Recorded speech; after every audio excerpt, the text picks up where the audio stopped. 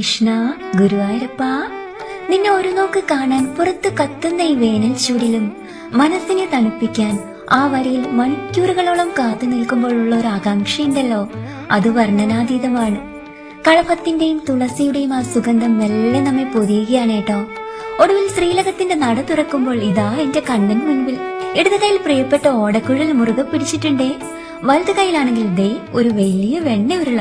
ശ്രീലകത്തെ കൽവിളക്കുകളുടെ സ്വർണപ്രഭയിൽ ഭഗവാൻ നിൽക്കുന്നത് കണ്ടപ്പോൾ തോന്നിപ്പോയി, ഈ വെണ്ണയുരുള കണ്ണൻ എവിടെ നിന്ന് കിട്ടിക്കാണും?